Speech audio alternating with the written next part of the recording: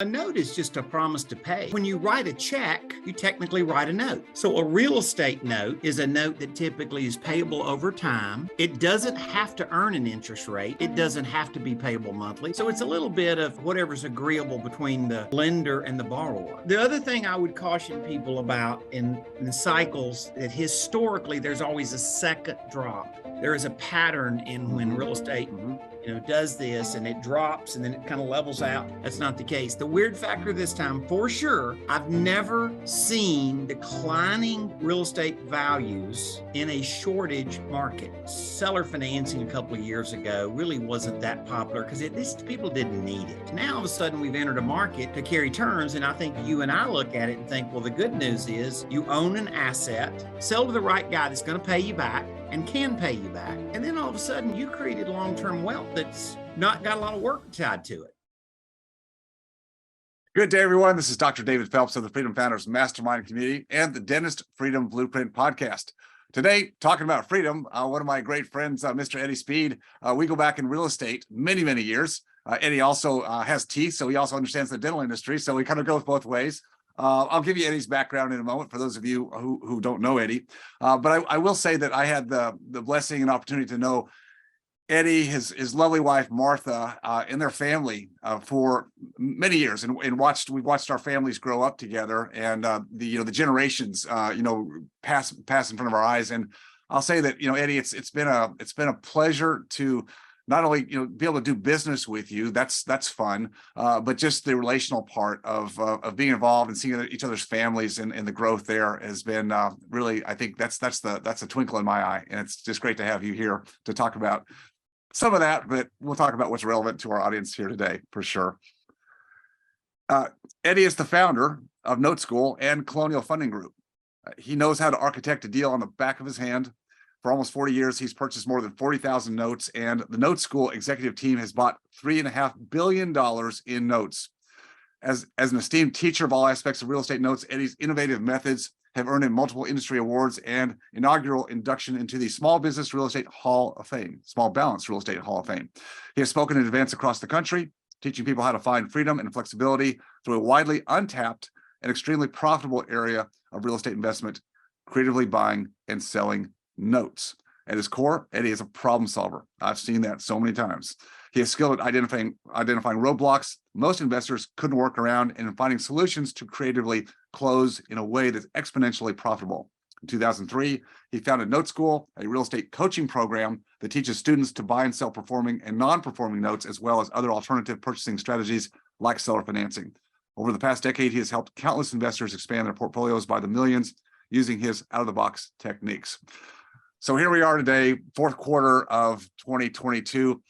Eddie, as said in the bio, you and Martha, and through her family and being involved in real estate, just boots on the ground since 1980. I mean, her family before that, and that's where you got into the marketplace. And notes,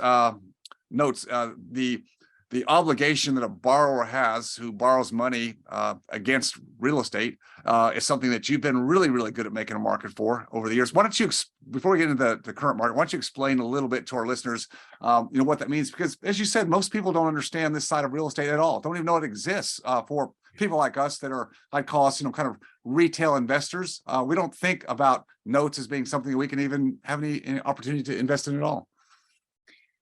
Yeah, so a note is just a promise to pay, right, David? It's we write, when you write a check, you technically write a note. Right. It says pay to the order of. You sign it. You guarantee the note. So a real estate note is a note that typically is payable over time. It doesn't have to earn an interest rate, but it can earn an interest rate. It doesn't have to be payable monthly, but it can be payable monthly. Right. So it's a little bit of whatever's agreeable between the lender and the borrower. And seller financing, I started in 1980. You were getting out of dental school and buying rent houses, and I was a cowboy, right? Truly. Still a cowboy. I've seen you. I still am a cowboy. That's true. But I was making a living with spurs on back then. How about that? So, I got introduced into the business, and Martha's dad was one of the pioneers of buying seller finance notes, and seller financing became a giant thing because it was a way to make affordable financing. If you went to the bank, you'd pay 18% interest. Right. Well, a seller could carry it at 6% interest. And so the seller could carry all or part of the financing on a deal and just lower the effective rate that you have to pay, lower what the payment has to be, and make a deal affordable. So that's how I got started.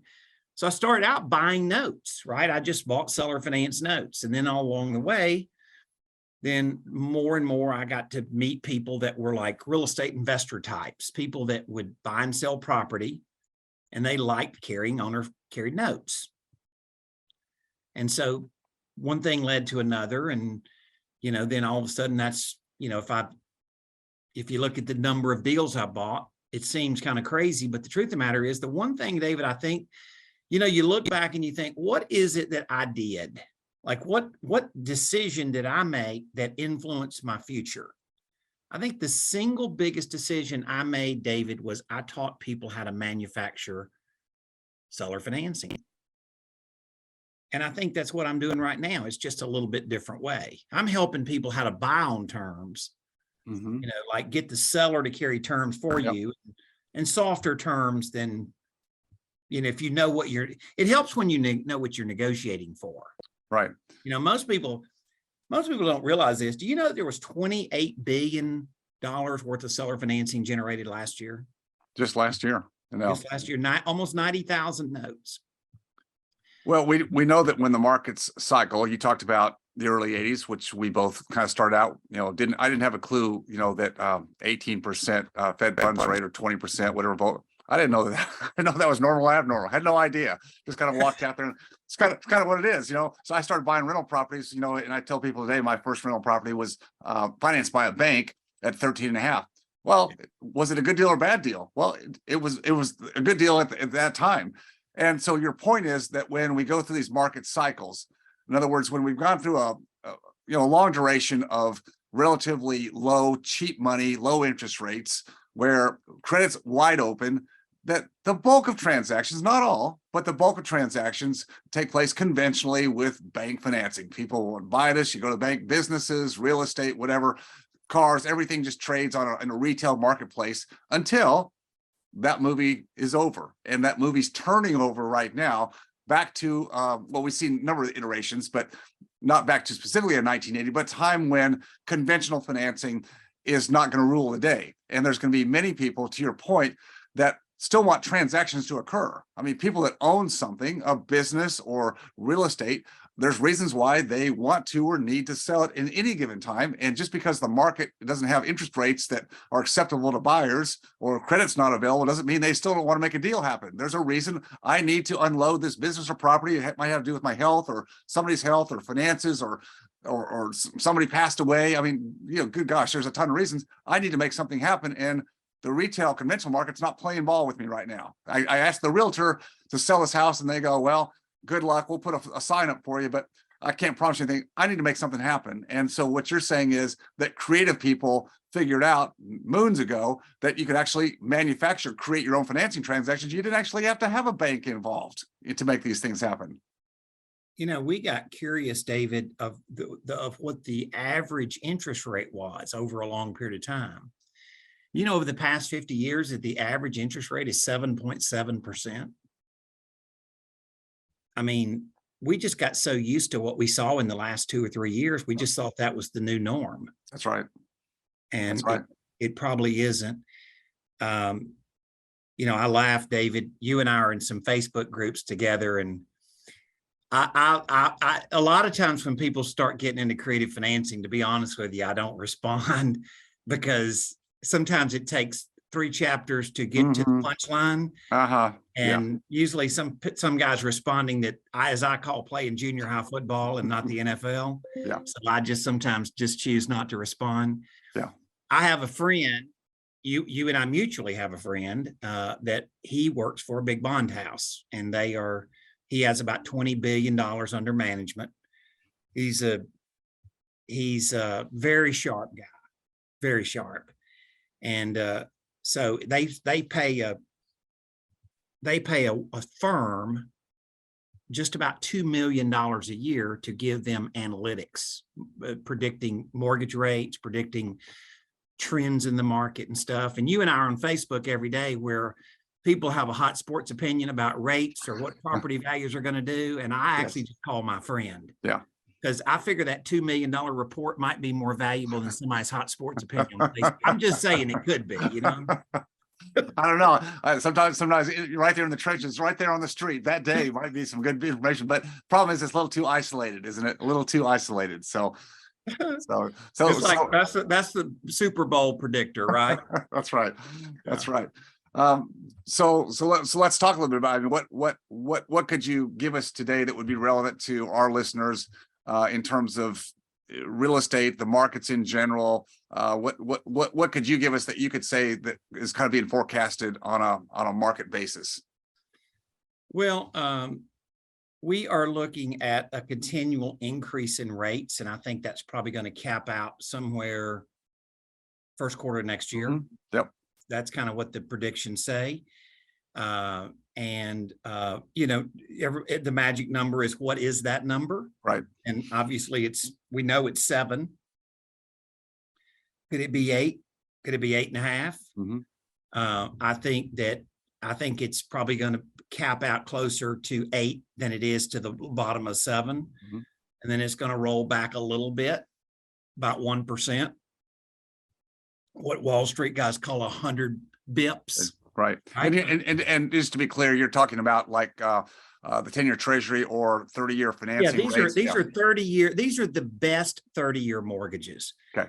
Right. And they're owner occupied. And whenever you see rates, the one thing I've noticed is the best rate most people don't get. Right. You know, maybe 15 or 20% of the people get the best rate and the rest of them get a higher rate. Correct. And of course, rental properties right now have really gotten in a box because those rates are continuing to go up, and that math is getting crazy. Yes, it is. And and now all of a sudden, what's affected? Well, right now, David, we're in a weird zone. I just had dinner with a guy last night that, believe it or not, lives in Portugal, but he makes a living buying houses here in the United States. He's a student of NoteSchool. Mm-hmm.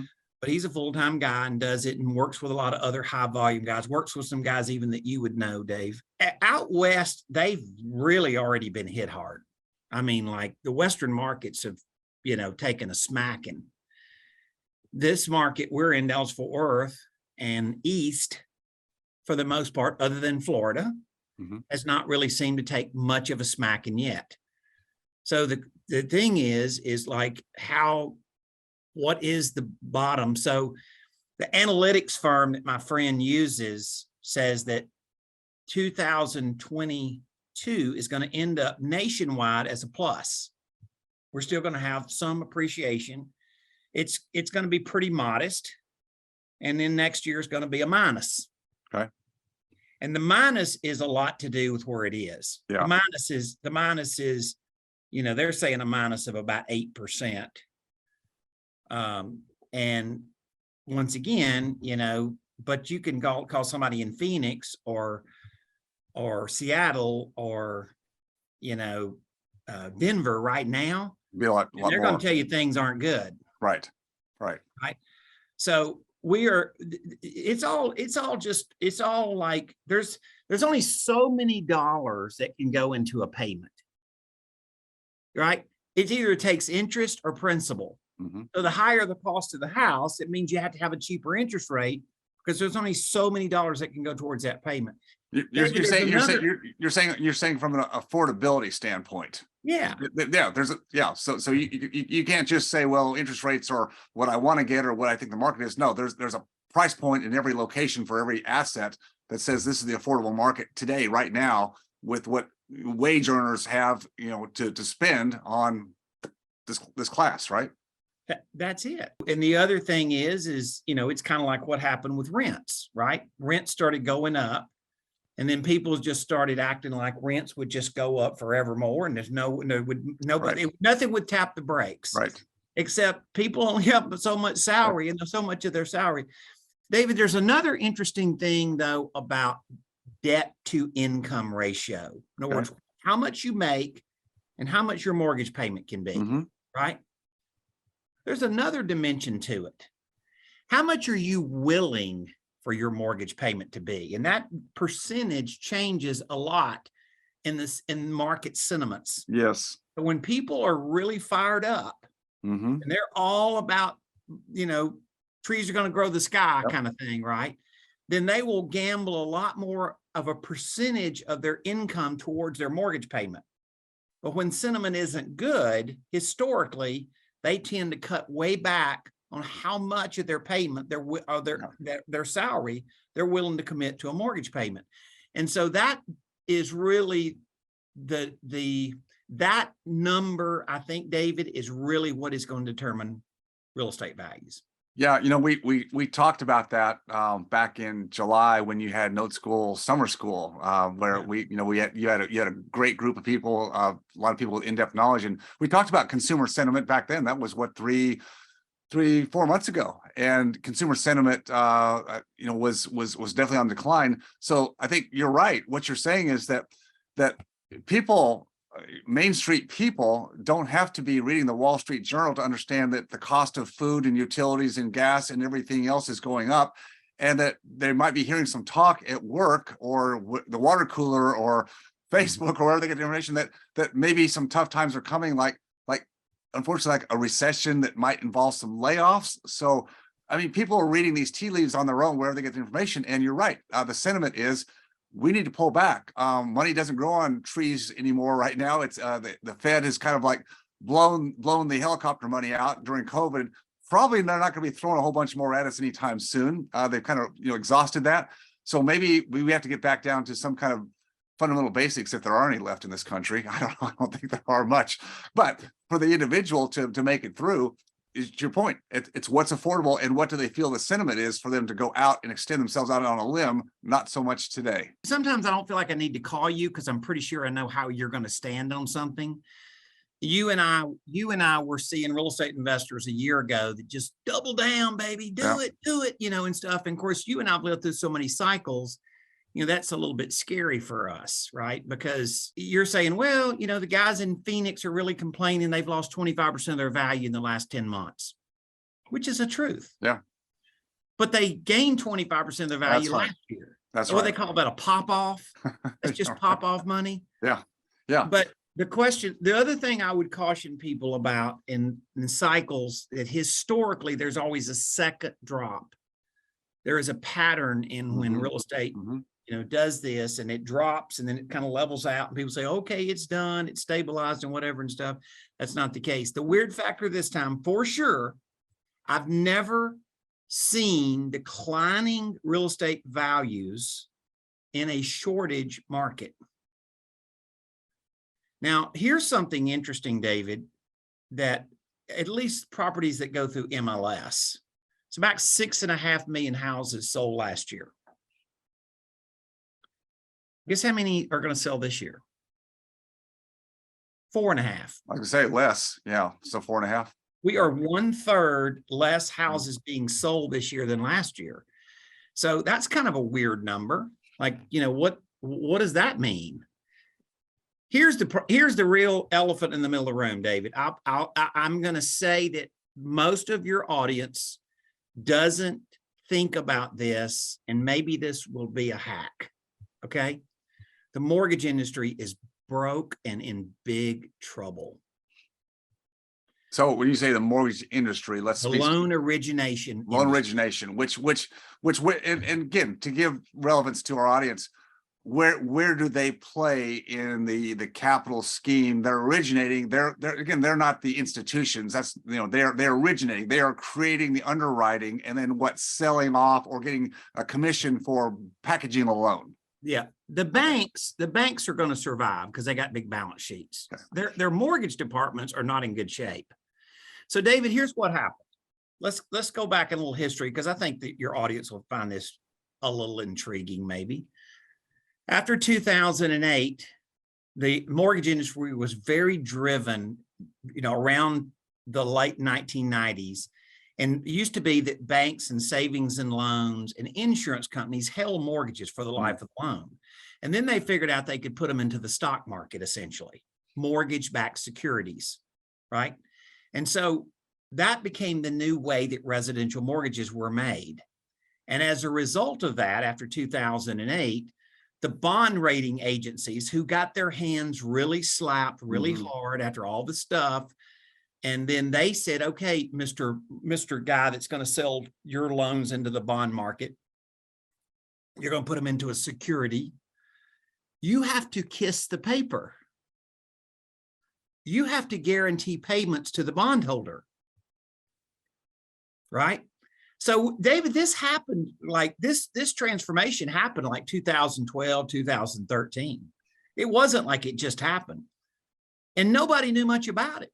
And all of a sudden we had this thing called a pandemic come along and 8 million mortgages stopped making a payment. And guess what? The mortgage, the people that sold these loans into the bond market were having to write a check to the bondholders, even though they weren't getting a payment. And worse than that, they also had to cover taxes and insurance from the guy that wasn't paying on his mortgage. So a lot of people got moratoriums on making payments during that time. But you're saying the guarantors of the mortgages did not. So they had Call to it $1 billion a week. And how about that number? So how many were able to carry that? I mean, big enough balance sheets to carry that? Did most survive? I mean, and then where does that take us today? I mean, are they back? Are they flush again? I mean, where do they stand? Okay, they borrowed the money. Most of the money for this was called the shortfall, right? Now, if you're a nerd like David and I, you know that Black Knight had all these reports and told this story, and this is certainly not a new news to you, David. But this is the people that don't follow that because that's not your industry. I mean, we were watching every week going, how in the world? And David, as you know, I'm fairly connected with some bankers that loan mortgage companies money. And so I called him and said, what are they doing? He goes, oh, they're borrowing money. They've got a lender that will loan them money against that shortfall, most of it. They got to write a check for a little of it. Most of it's borrowed money. So then people got their loan modified and this happened and that happened, David. They never brought the loan current. So all that borrowed money, the lender's now paying interest on it and they're going to get paid back for that shortfall 20 and 30 years from now. Yeah, exactly. Okay, then this happens, David. They're doing about 35% of the volume they were doing last year. So their volume, the amount of loans they're writing is drastically less. Okay. And then so everybody starts getting scared and they start cutting back in their margins in the loan. So last year, David, if you sold $1 billion worth of loans, you could sell it for $1,070,000, 107. Okay. Right? You sell $1 billion worth of loans in the market right now, you get about $1 billion back, about $1 billion. I mean, you see what I'm saying? It's not, their margins are super thin. So their volume is way down, which means they're doing less deals and their profit on the limited deals they're doing is cut way, way back. Right. That is the elephant in the middle of the room. And that's why you're reading an article about these lenders. It seems like, David, about every other week, First American being the latest, right? And all of a sudden you're reading this article about this big gigantic lender. And now all of a sudden they're exiting the residential market. So, all right. So what's that portend for the near term future? More of this is going to happen. Besides the fact that there's an affordability issue, number one, at interest rates today and housing prices still relatively high in most markets. What happens to originations if there are people? I mean, does this just continue to collapse the market? Is this just an add-on, an adjunct to what's already been happening? Does this just cause a greater decrease in market viability? Yeah, there's two things that really happen that really affect us most as far as availability of capital. It's the cost of capital, which is rates going up. Right. And it's also the availability of credit. So here's a kind of a crazy number. before the virus, the Mortgage Bankers Association has established mortgage credit availability, and it's an index. Okay. So that index was about 185. David, that index today is 100. And so credit availability is defined as, or it's dictated by whom or what? It's the underwriting standards. Okay. So it's the underwriting standards that mortgage lenders, establish. In other words, you got to have these pay stubs. Well, now all of a sudden the criteria's changed and Right. you got to do this, or we won't accept this, or what. It has nothing to do with their payment going up because the rates went up. That's not it. No. These are underwriting standards that still say the debt to income ratio has to be in line. That's one of these standards, is debt to income ratio. But it's all the other standards. And so the one thing that really, and see, this is all leading, David, to really what you and I see is good, because seller financing solves the problem when conventional lending doesn't solve it, right? Absolutely. And all that leads to people are going to create notes. It's funny, like I taught a lot of people how to go buy on creative terms, a lot of real estate investors. And so that means that you get the seller to carry financing for you. And right now that's more popular because they need to, because of interest rates. And there's these little quirky little things that you just figure out. I know that everybody should just know this instantaneously because it's not very hard, but somehow or another, like David, I never had anybody tell me this. I had to go figure it out. And that is, so if you sell, David, if you had a property and you sold a rental property, you sold it for $300,000. Now you've owned it for 10 years. So you got a lot of profit in that deal when you sell it. And so the IRS says, well, David, you owe capital gains, right? You got to take that, what you paid for it versus what you sold it for. Yep. And you're going to have to go pay gains on that. Yep. But the IRS says, okay, wait a minute. If you finance it, you can lay that down. Instead of paying it all the year you sold it, you can lay that down and pay it over the life of the loan. Right. When you get the money, you owe the money when you get the money. Now that's installment sales. Yes. But there's a catch, a good catch. The capital gains, David, does not start on dollar earned one. Capital gains starts after you've earned so much in capital gains per year. Right? Correct. Yeah, it's laddered. So if you lay that capital gains down and it gets you down.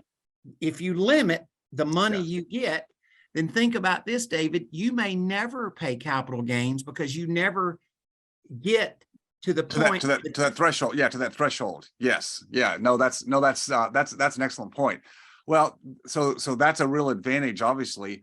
Not only that, but also again, you're getting what most people bought some kind of investment property for anyway, and that was the dividend, the rent dividend that's being paid. But unfortunately, that also comes with a management component, which is when equities are good and they're growing. Well, that's great to be involved in that and be an operator of some kind, and you get all those benefits. But at some point, it's time to take chips off the table for whatever reason, and you want to exit. Well, the market's not really amenable to exiting except through creative financing. So you create an installment sale, you negotiate it, you set it up.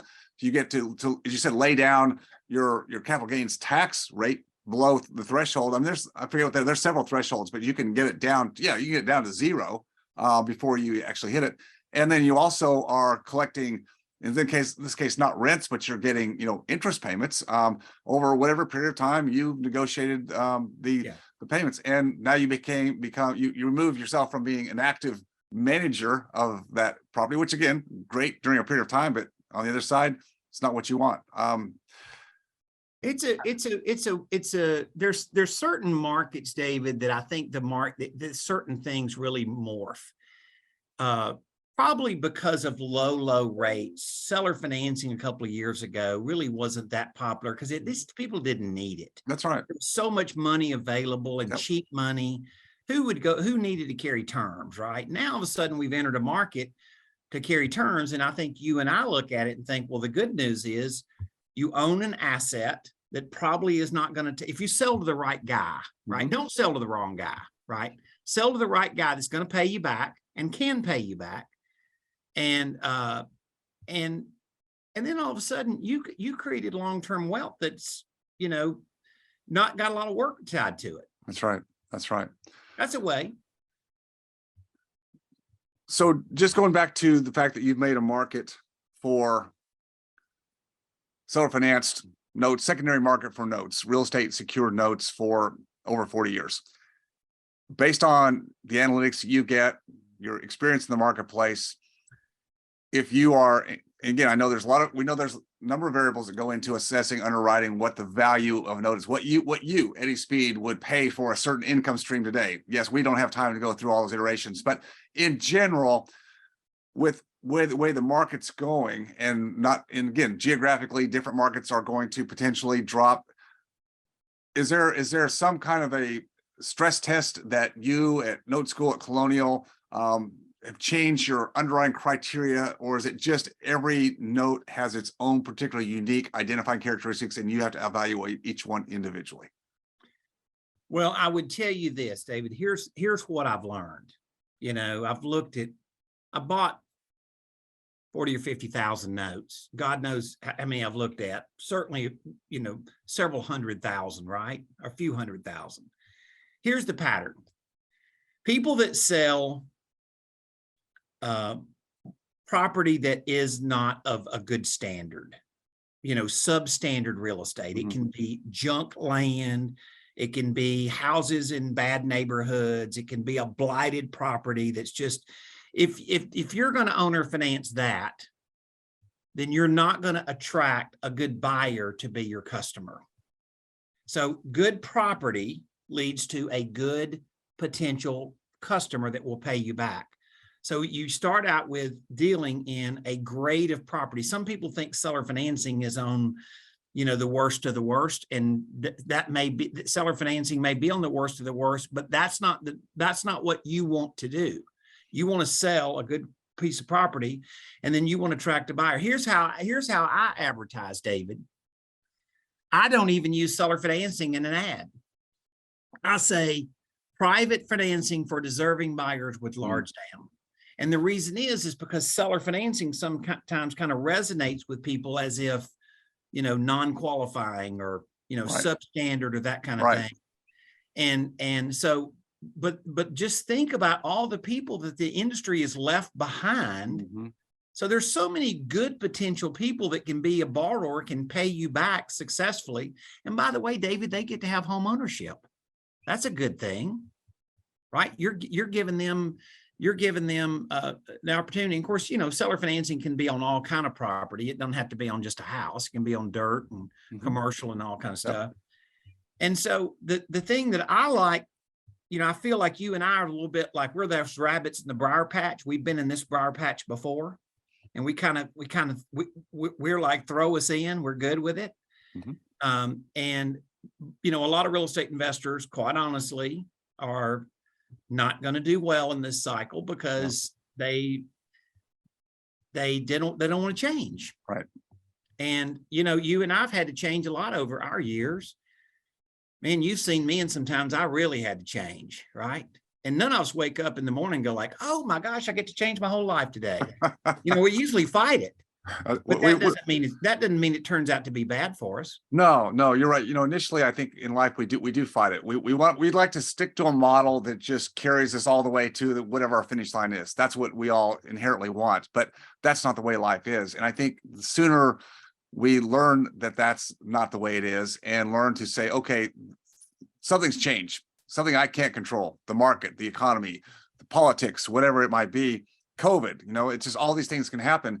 And what you have shown, your resiliency, and this is what I want to kind of finish this conversation, is your resiliency over many years is what's kept you on the forefront of being an innovator, looking at the market, the changes, and what new problems are being created for customers, clients, borrowers, sellers, buyers out there, in this case, the real estate marketplace, and understanding how to reorchestrate the deals to allow commerce to still happen, because commerce is going to still happen. Things still have to get traded, exchanged, bought, sold on some level, and you've just figured out multiple ways to move that market, which is, to your point, it's taking, you've got a lot of years of experience doing that, but that experience is what lets you spot in an instant, here's the opportunity, here's where you need to move the pieces around, here's how you get it done. Very people have that ability because they either pushed back against it or didn't stay in the market long enough to go through the market cycles to understand what it looks like. You've done that for many years. I appreciate your friendship, your mentorship. It's just been a pleasure, and I appreciate you bringing your wisdom to my audience today, because it's a different world for them as well. And I want them to also understand that creativity in a time when things are disrupted heavily can be an opportunity if you look at it from that lens. Eddie Speed, such a pleasure. NoteSchool.com, Colonial Funding Group, years in the trenches. And for those who want to get a little bit deeper involved or understand the nuances of financing and how you can participate in a market that's rapidly changing, Eddie Speed has got all the dance moves you'll ever need. So go check him out. Eddie, we'll put the links in the show notes. Thank you again so much for being here today. Thank you, David.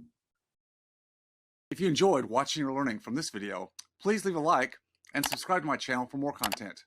If you have a question about any of my content or this specific video, just please leave a comment down below. And as always, stay focused on your freedom. I'll see you next time.